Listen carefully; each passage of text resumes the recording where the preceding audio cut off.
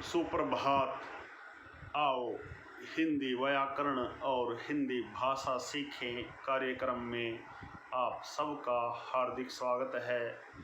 प्यारे बच्चों, आज हम NCERT द्वारा कक्षा 8वीं के पाठ्यक्रम में शामिल बस की यात्रा नामक पाठ का सार और इसके अभ्यास के महत्वपूर्ण प्रश्नोत्तर सीखने का प्रयास करेंगे।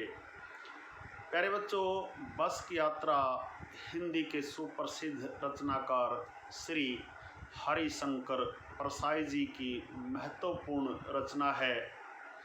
प्यारे बच्चों, आइए पहले बस की यात्रा नामक पाठ का सार देखते हैं। प्यारे बच्चों, एक बार लेखक अपने 4 मित्रों के साथ बस से जबलपुर जाने वाली ट्रेन पकड़ने के लिए अपनी यात्रा बस से शुरू करने का फैसला लेते हैं, परंतु कुछ लोग उसे इस बस से सफ़र न करने की सलाह देते हैं। उनकी सलाह न मानते हुए वे उसी बस से जाते हैं, किंतु बस की हालत देखकर लेखक हंसी में कहते हैं कि बस पूजा के योग्य है। प्यारे बच्चों, नाजुक हालत देखकर लेखक की आंखों में बस के प्रति श्रद्धा के भाव आ जाते हैं। इंजन के स्टार्ट होते ही ऐसा लगता है कि पूरी बस ही इंजन हो। सीट पर बैठकर वह सोचता है वह सीट पर बैठा है या सीट उस पर। बस को देखकर वह कहता है, ये बस जरूर गांधी जी के असहयोग आंदोलन के समय की है, क्योंकि बस के सारे पुर्जे एक दूसरे को असहयोग कर रहे थे। प्यारे बच्चों, गांधी जी ने स्वतंत्रता पाने के लिए असहयोग आंदोलन चलाया था, जिसमें उन्होंने भारतीयों से अंग्रेज़ों का सहयोग न करने की अपील की थी। लेखक उसी असहयोग आंदोलन की यहाँ बात कर रहा है।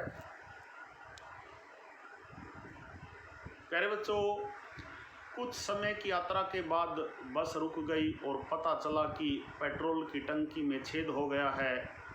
ऐसी दशा देखकर वह सोचने लगा, न जाने कब ब्रेक फेल हो जाए या स्टीयरिंग टूट जाए।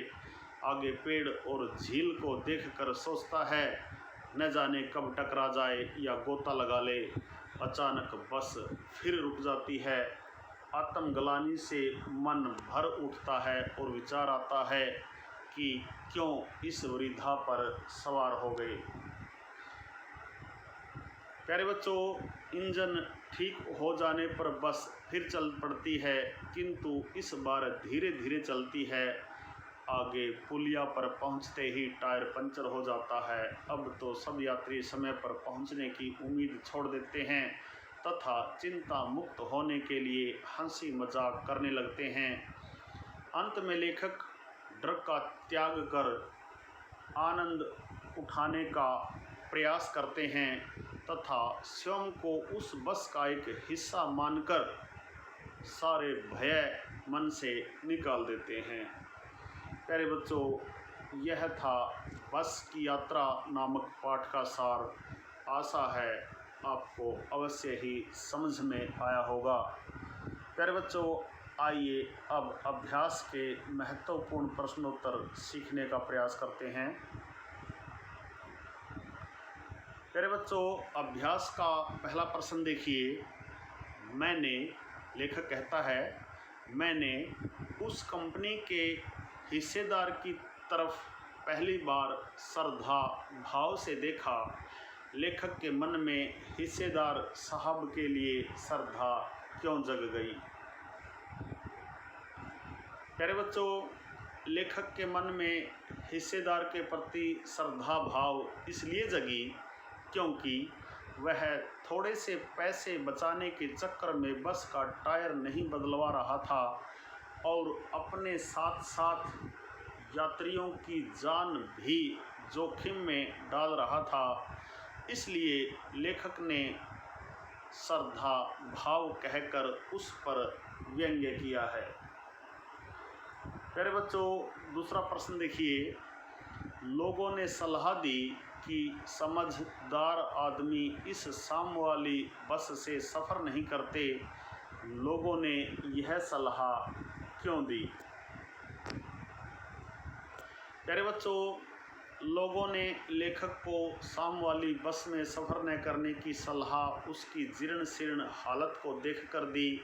यदि रात में वह कहीं खराब हो गई तो परेशानी होगी।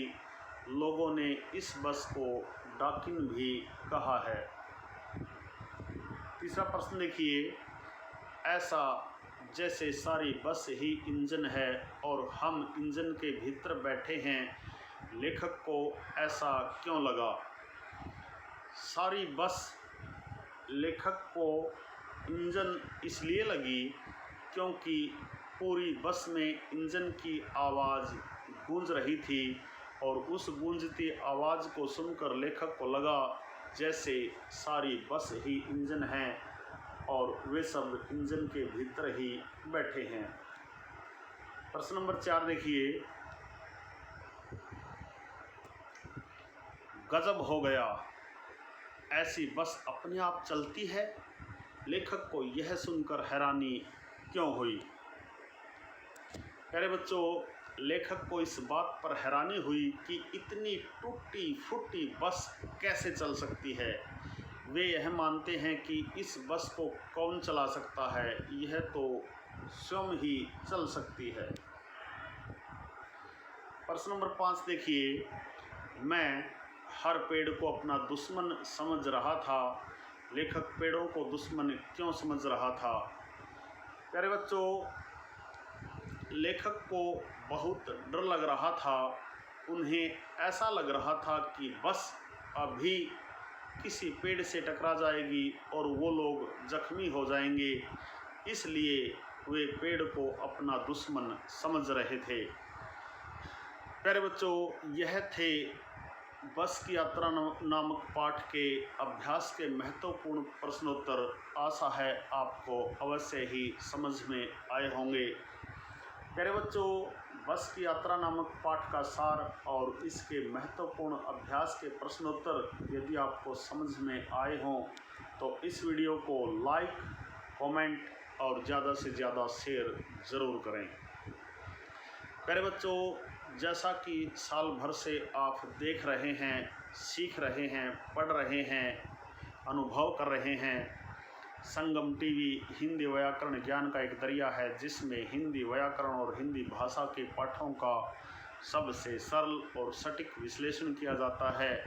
समय समय पर प्रेरणादायक हिंदी कविताएं, कहानियां और प्रसंग भी आपको सुनाए जाते हैं।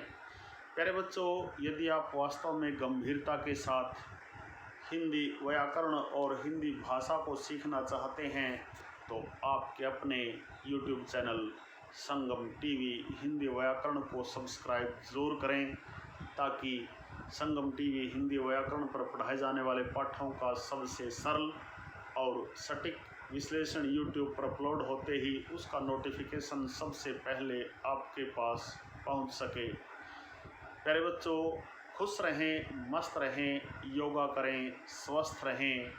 आपका दिन मंगलमय हो।